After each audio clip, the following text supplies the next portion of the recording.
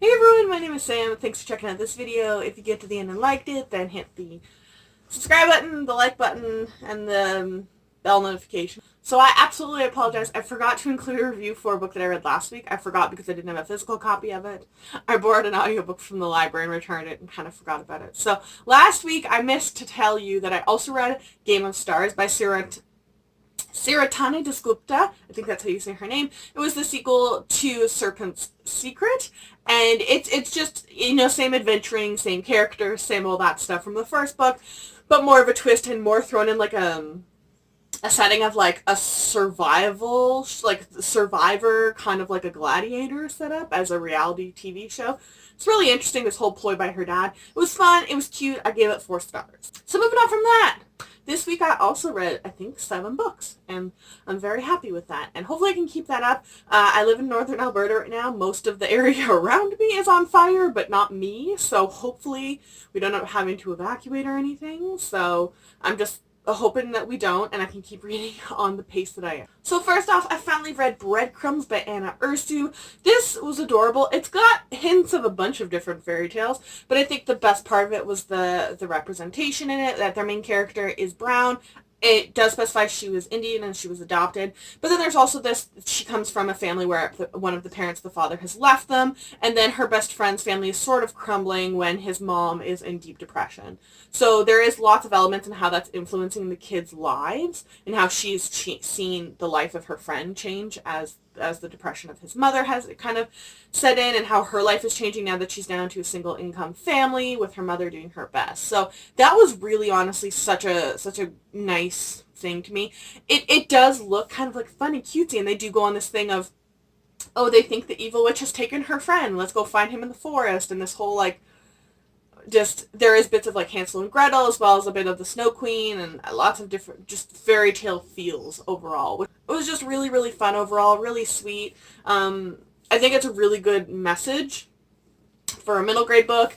It's not super dark like a lot of fairy tales, but I think it does talk about maybe difficult topics that most middle grades not try to avoid, they just don't deal with. So I really did love that, and the friendship part and role, and how you like apologize when you do something wrong, and how your rash actions and impulse actions can lead to consequences that you never thought of, and just all of these little good lessons that are really important, I think, to instill in people at a middle grade age. So I ended up giving this book a 4 out of 5 stars. It was really fun, and I would recommend it. I also read The Assassination of Branwang Spurge. I hope that's how you say it. I heard of this book like 2, if not 3 years ago. While I was at a conference, I got a sampler, and I had never read the sampler, and then I finally saw it in bookstores the other day, but it's a middle grade. It's a middle grade YA, and it was like over $30. It does have illustrations, but it's a hefty book, and quite expensive, so I didn't end up picking it up, but my library audiobook was available. But there are, as I was listening to it, it was like, please refer to, page whatever of the book. So I do want to actually like borrow the book from the library whenever our libraries do get a copy, and just kind of look through the illustrations. But it's fun. It's like a political introduction fantasy straddling that middle grade YA border, and just talking about, 2 sides that maybe don't necessarily always see themselves working. They're not eye to eye on really anything, but then they also have to come together to defeat a common enemy. And there's the trolls, and it's fun. It kind of dabbles in the political realm. So if kids are getting into the YA genre almost, I think this is a good one to kind of set them on that path of, fantasies, especially now, have a lot of politics in them, and that tend to mimic our own politics in the real world and deal with them in the fantasy world. So it was just fun and dorky, and it was really quick. I think it only took the audiobook, when I was listening to it, I listened at like double speed, was like 3 or 4 hours total. So it was quick read. I read it on the same day as I read Breadcrumbs, and it was just a fun, light, enjoyable introductory fantasy where there's politics and goblins and clashing kingdoms that need to come together and fix this to survive. Then I finally read Night Books by J.A. White. I've been wanting to read this since an ARC became available on Edelweiss like 2 years ago, and then I got rejected, and then I got petty and angry.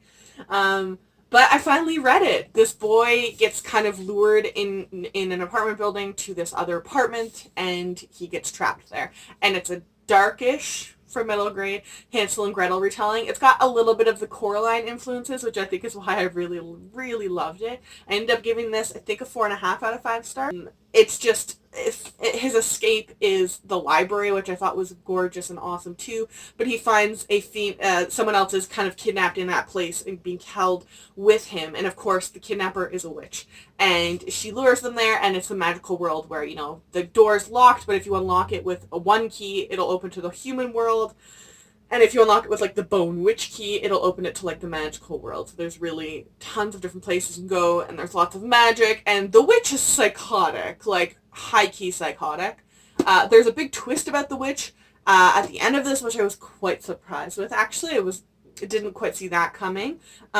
There's history of past people who have been kidnapped and what happened to them, which, again, was kind of surprised. I didn't think that's where I was going to go with it.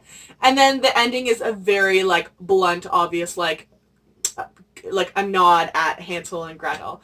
And it was just fun, and I really, really enjoyed this. The whole, like, library thing. His whole job for the witch is to appease the witch, is to tell stories, and he's a storyteller. So it was just these little bits and parts of that fairy tale culture and the Grimm stories, and, like, the concept of, well, the fairy tales were the storytelling, and he's a storyteller, and the Hansel and Gretel thing was just fun. I feel like Hansel and Gretel and Rumpelstiltskin are, like, kind of underused retellings, so, like, I'd kind of like to see more of that stuff.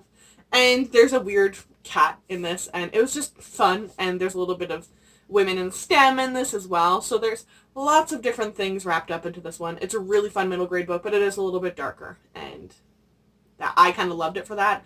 I'm that weirdo that grew up rereading Coraline nonstop because I loved it, and I was not interested in the Babysitter's Club, so this was for me, really, for people who had those sorts of reading tastes. Someone that followed me on Litsy sent me a DM on Goodreads, actually, saying, hey, I watch your, I follow you on Litsy, and my TBR has grown because of you. You're welcome. And I want to recommend a book to you that I really liked. So she sent it to me. It was the middle of the day on Sunday. The library was still open. I looked. My library had an audiobook and a physical book copy of it. So I went and picked up my physical copy and listened along with the audiobook of Eyes Like Stars by Lisa Manchev. This was interesting. It's a kind of a play a bit on Shakespeare.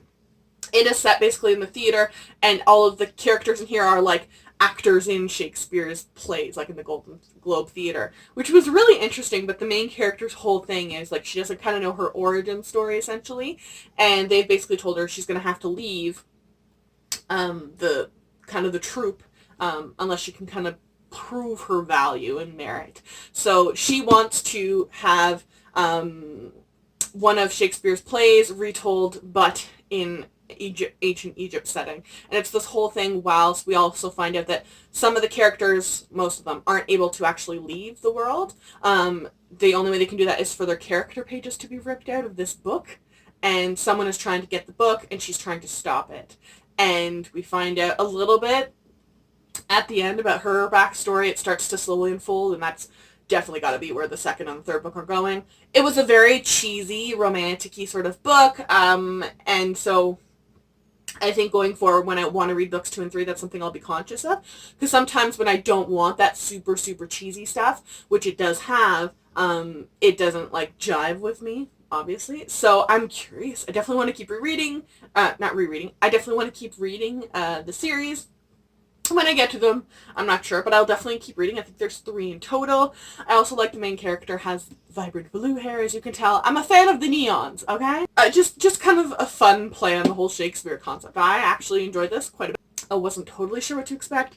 I was a little hesitant when I saw it classified as romance on Goodreads, but it wasn't really like a romance. It just has a lot of romance in it, if you know what I mean. So in the end, I ended up giving this a 3.5 out of 5 stars, and I will definitely keep working on books 2 and 3, I believe, in the rest of the series when I can fit them in. I can very proudly state that I have finished another series this year. I read Allied by Amy Tintera, which is the 3rd and final book to the Ruined trilogy, and I absolutely loved Ruined. The first book was amazing, Avenged was really good too, and then Allied, which is, now that I'm looking back, the series names were really, really, like, picked perfectly. Like, each of them really does explain. The first book, Ruined, is all about the Ruined, which is the type of beings, essentially, that aren't the human. And then Avenged was interesting because it spends a lot of the time with the main character's sister essentially trying to get revenge for everything that happened to the Rune, and the allied one is them realizing, okay, we may have to ally Rune with humans in order to stop crazy Sister McGee, who just keeps murdering people.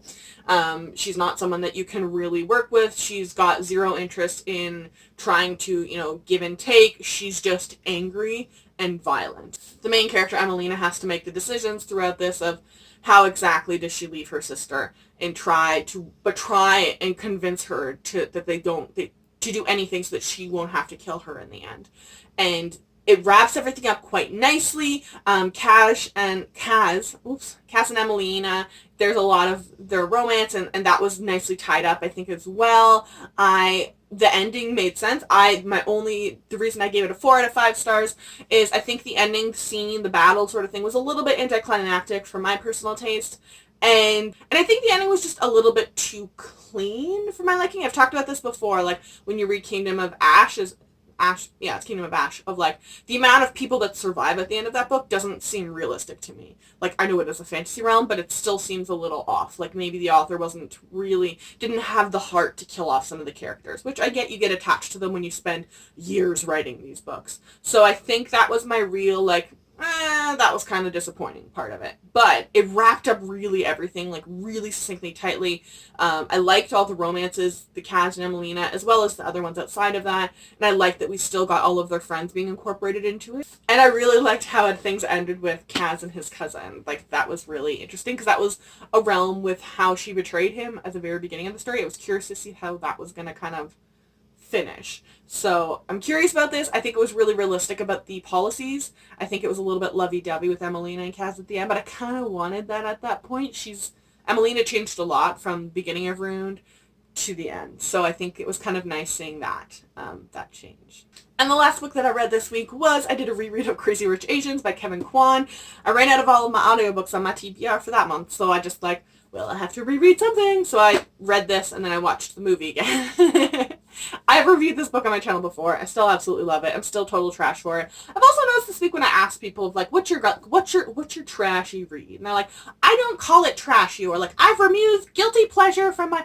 I'm not saying trash in a bad way. We all know what I'm talking about. What is your card... there's a comedian that has said this before. That's why I don't know who it is, if that's why it's in my brain.